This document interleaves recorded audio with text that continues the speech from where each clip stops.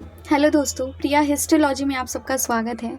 जैसा कि आप सबको पता है दोस्तों, मैंने हिस्ट्री एनसीईआरटीज़ की एक सीरीज़ की शुरुआत की है, जिस सीरीज़ में मैंने सबसे पहले क्लास 6 को लिया है। उस क्लास 6 के फर्स्ट से लेकर के 9 तक के चैप्टर्स मैंने अच्छे से कवर करा दिए हैं।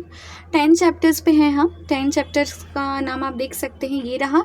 उसका कुछ पोर्शन हमने प्रीवियस लेक्चर्स में करा दिया था। ठीक है दोस्तों, आप लोगों को पढ़ने में बोरिंग फील नहीं हो, ठीक है, और आप लोग को मज़ा आए, इसलिए ना मैं छोटी छोटी वीडियोस बनाती हूँ। ज़्यादा लंबे वीडियोस नहीं बना रही हूँ, क्योंकि लंबे वीडियोस में आपको पढ़ने में थोड़ी तकलीफ होगी, इसीलिए मैं ऐसे छोटे छोटे लेक्चर्स बना रही हूँ। वो सभी लेक्चर्स आप लोगों के लिए बहुत ही हेल्पफुल होंगे। बस आप लोगों को एक काम करना है दोस्तों, प्रिया हिस्टोलॉजी चैनल को सब्सक्राइब करना है और साथ ही साथ में मेरी वीडियो को लाइक और शेयर करते रहना है। ठीक है दोस्तों, अगर आपको कोई भी प्रॉब्लम आ रही है तो आप कमेंट सेक्शन में लिखिए, ठीक है।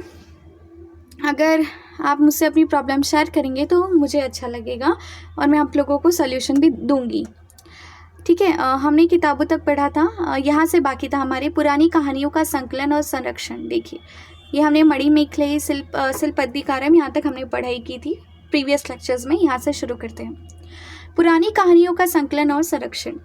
हिंदू धर्म से जुड़ी कई कहानियां जो बहुत पहले से प्रचलित थी, इसी काल में लिखी गई। कौन से काल में दोस्तों? गुप्त काल में। हम लोग किसके बारे में अभी पढ़ रहे हैं? गुप्त काल के बारे में।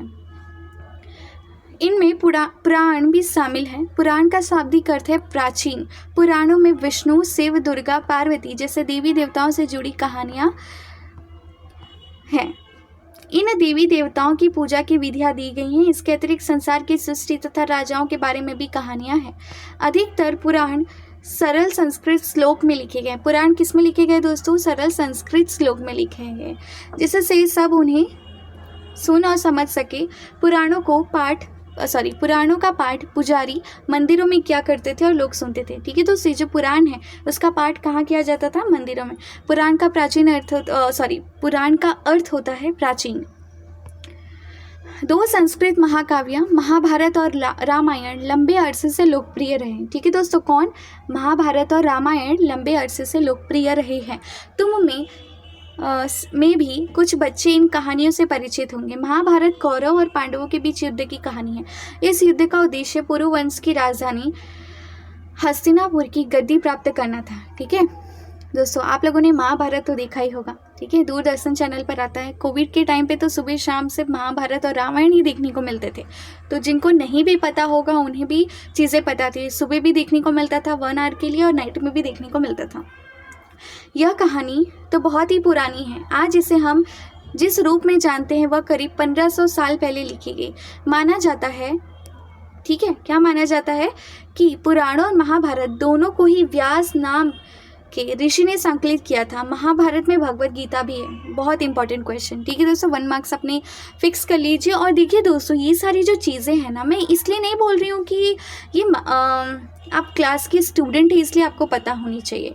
मेरा लेक्चर्स उन लोगों के लिए भी है जो लोग पढ़े लिखे नहीं है लेकिन उन्हें अपनी हिस्ट्री के बारे में जानना है। दोस्तों, ये हमारी रिस्पॉन्सिबिलिटी होती है कि हमें पता हो कि हमारा इतिहास कैसा है, हमारे इतिहास की रचना कैसे हुई है। ज़रूरी नहीं आप क्लास 6 के स्टूडेंट हो या फिर आप गवर्नमेंट एग्ज़ाम्स की प्रिपरेशन कर रहे हो, ये नहीं। मेरा मकसद है कि जो एनसीईआरटी बुक्स है ना दोस्तों, ये सभी को पढ़नी चाहिए, बहुत ही हेल्पफुल होता है, सभी को इसके बारे में नॉलेज लेना चाहिए, तो ये इम्पॉर्टेंट है। ओके दोस्तों, यहाँ पे जब लिखा है कि महाभारत और किसने लिखा है? पुराण, तो व्यास ने लिखा है। इसके लिए ज़रूरी नहीं कि आप किसी एग्ज़ाम की प्रिपरेशन कर रहे हो तो ही आपको पता होना चाहिए। चीज़ें हमें पता होनी चाहिए, ठीक है। ये हमारी धार्मिक पुस्तकें हैं, और अगर अपने धर्म के बारे में हमें नहीं पता होगा तो किससे पता होगा? आपको पता है ना दोस्तों, कोई भी देश उस देश के लोगों से जाना जाता है। जब तक उस देश के लोग ही उस देश को अच्छा रिप्रेजेंट नहीं करेंगे और अपनी संस्कृति, अपने कल्चर के बारे में एक जागरूक नहीं होंगे, तब तक ये देश अच्छा नहीं हो सकता। फिर यही होगा कि हम लोग से विदेशों की तारीफ करते रह जाएंगे। वो मौका कभी नहीं मिलेगा जब हमारे देश की प्रतिभा वैश्विक पटल पर देखने को मिलेगी। ठीक है दोस्तों, आगे बढ़ते हैं हम लोग। रामायण की कथा कौशल के राजकुमार राम के बारे में है। ठीक है, उनके पिता ने उन्हें वनवास दे दिया था। वन में उनकी पत्नी सीता का लंका के राजा रावण ने अपहरण कर लिया था। सीता को वापस पाने के लिए राम को लड़ाई लड़नी पड़ी थी। वे विजयी होकर कौशल की राजधानी अयोध्या लौटे। महाभारत की तरह रामायण भी एक प्राचीन कहानी है जिसके बाद में लिखित रूप किया गया। संस्कृत रामायण के लेखक वाल्मीकि माने जाते हैं। ठीक है दोस्तों, संस्कृत रामायण के लेखक कौन माने जाते हैं? वाल्मीकि। ये जो भगवद गीता है, महाभारत है, ठीक है, इसकी रचना व्यास ने की है और रामायण की रचना जो है वो किसने की है दोस्तों? वाल्मीकि ने की है। ओके, आगे बढ़ते हैं। आम लोगों द्वारा कही जाने वाली कहानियाँ। आम लोग भी कहानियाँ कहते थे, कविताओं और गीतों की रचना करते थे, गाना गाते थे, नाचते थे और नाटकों को खेलते थे। इनमें से कुछ तो इस समय के आसपास जातक और पंचतंत्र की कहानियों के रूप में लिखकर सुरक्षित कर लिए गए। ठीक है दोस्तों, जातक कथा तो अक्सर स्तूपों की रेलिंगों और अजंता के चित्र में दर्शाई जाती थी। जातक कथा क्या, मैं आपको बताती हूँ। बुद्ध ने जो भी अपनी कहानियाँ लिखी उसे क्या कहा जाता है दोस्तों? जातक कथा। बुद्ध ने जो भी कहानियाँ लिखी उसे कहा जाता है जातक कथा। ये बंदर की कहानी है, बंदर राजा की कहानी। दोस्तों पढ़ना बहुत इंटरेस्टिंग है, आपको पता चलेगा कि कैसे एक बंदर जो था वो महान राजा बना। ठीक है, कैसे उसने त्याग किया और अपनी प्रजा को बचाया। ये आप पढ़ना। अब पढ़ते हैं विज्ञान की पुस्तकों के बारे में। इसी समय गणितज्ञ खगोल शास्त्री आर्यभट्टियम लिखा। ये कौन सा समय की बात हो रही है दोस्तों? बार बार आ रहा है इसी समय। तो हम लोग बात कर रहे हैं ना गुप्त काल के बारे में, आप लोगों को भूलना तो नहीं है। हम लोग गुप्त काल के बारे में बात कर रहे हैं कि आर्यभट्टियम नामक पुस्तक लिखी गई। इसमें उन्होंने लिखा कि दिन और रात पृथ्वी की अपनी धुरी पर चक्कर काटने की वजह से होता है। आर्यभट्टियम में आर्यभट्ट ने कहा कि जो दिन रात हो रहे हैं ना, वो होने का रीज़न है कि जो पृथ्वी है अपनी धुरी पर, ये पता है दोस्तों, ये धुरी है और ये पृथ्वी है। ये पृथ्वी अपनी धुरी पर यहाँ चक्कर काट रही है, जिस वजह से क्या होता है दिन और रात। जबकि लगता है कि रोज सूर्य निकलता है और डूबता है, ऐसा नहीं होता है दोस्तों। उन्होंने ग्रहण के बारे में भी वैज्ञानिक तर्क दिया। ठीक है दोस्तों, सब कुछ एग्जाम में पूछा जाता है कि इसके बारे में आर्यभट्टियम पुस्तक में किन किन चीज़ों की जानकारी दी है। तो उन्होंने वृत्त की परिधि को मापने की विधि ढूंढी। ठीक है दोस्तों, आपने पढ़ा होगा मैथ्स में वृत्त की परिधि, फॉर्मूला याद है? 2πr। वृत्त की परिधि 2πr, ठीक है, और परिधि का क्षेत्रफल तो 2πrh, जो लगभग उतनी ही सही है जितनी कि आज प्रयुक्त होने वाली वृद्धि। अब आएगा वराहमिहिर, बहुत इंपॉर्टेंट है, इनके बारे में भी पूछा जाता है कि वराहमिहिर, ब्रह्मगुप्त और भास्कराचार्य कुछ अन्य गणितज्ञ और खगोलवेत्ता थे जिन्होंने कई खोजें की और उनके बारे में भी पता लगाया। बहुत इंपॉर्टेंट है दोस्तों, अंडरलाइन कीजिए। देखिए मैं आपको बार बार बता रही हूँ, एग्जाम में जो चीज़ें पूछी जाएंगी वो भी बता रही हूँ, आपको नोट्स कैसे बनाना है, आपको चीज़ें याद कैसे रखना है, सारी चीज़ें मैं आपको एक ही पुस्तक, ये जो NCERT एक ही लेक्चर में आपको सारी चीज़ें बता रही हूँ। आप बाहर फीस भी पे करेंगे, आपको ऐसे कंटेंट नहीं मिलेंगे जो कंटेंट आपको यहाँ पे मिल रहे हैं। ठीक है दोस्तों, बस आपको एक काम करना है, अपने आलस को दूर करना है, मेरे वीडियो को लाइक शेयर और सब्सक्राइब करना है। ठीक है दोस्तों, अब पढ़ते हैं हम वराहमिहिर के बारे में। वराहमिहिर जो है ना पुस्तक, वो किसने लिखा है? ब्रह्मगुप्त और भास्कराचार्य ने। ये लोग क्या थे? गणितज्ञ भी थे और खगोलवेत्ता भी थे। दोस्तों अंडरलाइन कीजिए, मैं बार बार बोल रही हूँ क्योंकि एग्जाम में आपको कन्फ्यूज़न होगा, ऐसा पूछा जाएगा कि ये भास्कराचार्य और ब्रह्मगुप्त क्या सिर्फ खगोलवेत्ता थे? नहीं, तो ये गणितज्ञ भी थे और खगोलवेत्ता दोनों थे जिन्होंने कई खोजें की।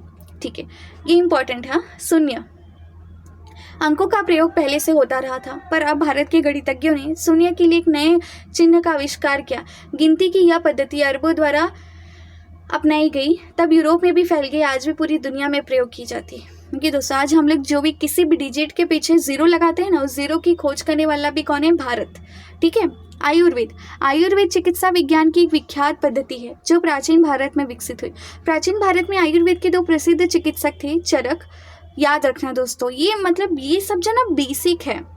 अगर कोई पूछ दे ना कि बताओ हमारे देश के बारे में, अगर कोई पूछ दे, जरूरी नहीं आप पढ़े लिखे हो या नहीं हो, लेकिन आपको ये चीज़ें पता होनी चाहिए हमारे देश के बारे में। आपको बहुत सारी या थोड़ी बहुत तो नॉलेज होनी चाहिए कि दोस्तों आप सोचिए, हम जिस देश में रहते हैं, अगर उस देश का इतिहास हमें नहीं पता हो, उस देश के बारे में हमें जानकारी नहीं हो, तो कितनी शर्मनाक बात होगी। आप फॉरेन में जाएंगे ना, उनका जो भी कल्चर है वो छोटे छोटे बच्चों को पता होता है कि वो लोग क्या करते हैं, कैसे रहते हैं। बट हमारे देश में अगर देखा जाए ना, तो छोटा बच्चा होगा, उसको अगर टाइम पास करवाना है फ़ोन पकड़ा देंगे। कभी भी पेरेंट्स भी नहीं करते हैं कि बैठ के उनके साथ टाइम स्पेंड करे, बच्चों को इतनी अच्छी अच्छी बातें सिखाए, या अपने कल्चर से रिलेटेड, अपने देश से रिलेटेड ऐसी ऐसी बातें सिखाएं।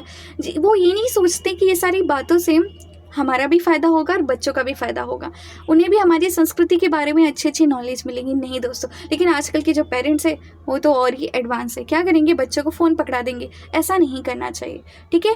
बच्चों को भी साथ ही साथ में हमारी कल्चर के बारे में चीज़ें सिखाती रहनी चाहिए। बोलते ना, किसी भी देश में कब गलत काम होने लगता है, जब लोग अपनी मानवता, अपनी संस्कृति भूल जाते हैं। दोस्तों समझ रहे हो ना, जब भी कोई भी देश के लोग अपनी मानवता और संस्कृति भूल जाते हैं, वो देश जो है पतन की राह पर चला जाता है। तो हमारा मेन मोटिव यही है कि मैं ये नहीं मानती दोस्तों कि आप लोग क्लास 6 में हो, आप लोग एकेडमिक्स में हो, या फिर आप लोग गवर्नमेंट एग्जाम्स की प्रिपरेशन कर रहे हो। ये वीडियो NCERTs की मेरी जितनी भी वीडियो है, ये वीडियो उन सभी के लिए। आप अगर आपके घर में मम्मी है, पापा है, उनको भी आप ये वीडियो दिखाएंगे तो उनको भी मज़ा आएगा सुनने में। क्योंकि दोस्तों इतनी अमेजिंग फैक्ट्स हमारे इंडिया के बारे में, ठीक है, एक क्लास 6 की बुक्स में मिल रही है। तो सोचो, मतलब NCERT हमारा जो बोर्ड है, CBSE बोर्ड, वो भी ये चाहता है कि बच्चों को हमारे इतिहास के बारे में, हमारे देश के बारे में उनको सारी नॉलेज हो। तो ये आप लोग को जानना है कि 2 प्रसिद्ध चिकित्सक थे। पहले थे चरक, ठीक है, और दूसरे थे सुश्रुत।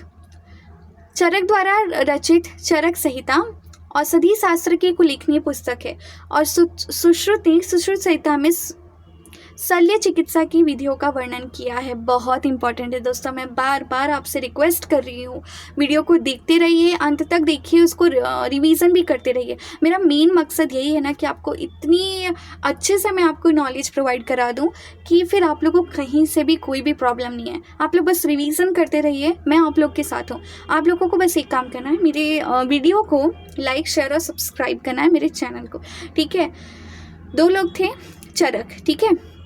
चरक ने क्या किसकी रचना की? चरक संहिता। ये तो याद रखना इजी है कि नाम के ऊपर से हम याद रखेंगे, अंत में संहिता लगा देंगे। सुश्रुत भी आपको नाम पता है, अंत में क्या लगा देना? संहिता। कहाँ कन्फ्यूज़न होती है? कन्फ्यूज़न होती है ना दोस्तों, तो देखिए हमें कन्फ्यूज़न होती है कि किसने शल्य चिकित्सा के बारे में बताया और किसने औषधि शास्त्र के बारे में बताया।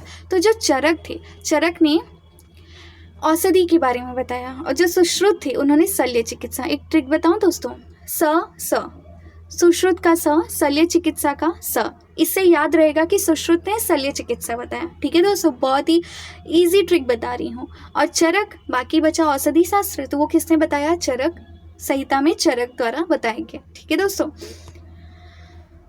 यहाँ पर हमारा चैप्टर जो है एंड होता है, साथ ही साथ में क्लास 6 की हिस्ट्री NCERT का भी एंड होता है, ठीक है दोस्तों। आप लोगों को ये काम करना है, बस मेरी वीडियो को लाइक, शेयर और चैनल को सब्सक्राइब करना है, क्योंकि आपके एक सब्सक्राइब करने से मुझे बहुत ही मोटिवेशन मिलता है। अब मैं कल से आप लोगों के लिए नेक्स्ट क्लास 7 की इस और अच्छे तरह से मैं NCERTs का मैं सीरीज़ की शुरुआत करूँगी। ऐसे धीरे धीरे दोस्तों हम लोग क्लास 8, 9, 10, 11, 12 हम लोग पूरी NCERT अच्छे से कवर करेंगे।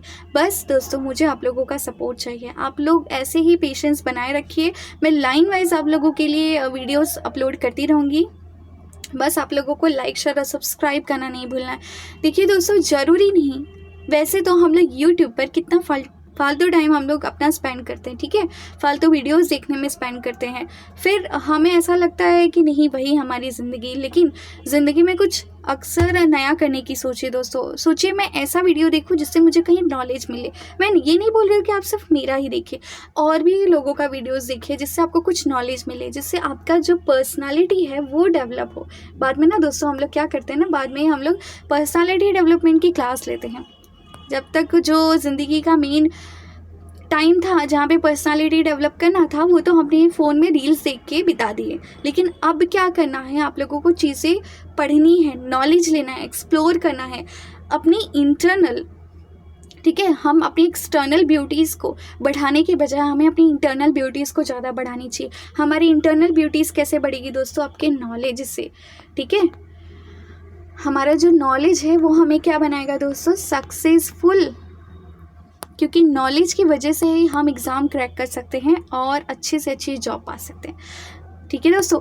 तो बस यहाँ पे चैप्टर का अंत होता है। जैसा कि आपको पता है कि मैंने शुरुआत की है कि ये एक्सरसाइज आप लोग क्या करोगे, होमवर्क के तौर पर मैं आप लोगों को दूंगी, बट आप लोगों को क्या करना है, कमेंट सेक्शन में सारे आंसर्स को लिखना है।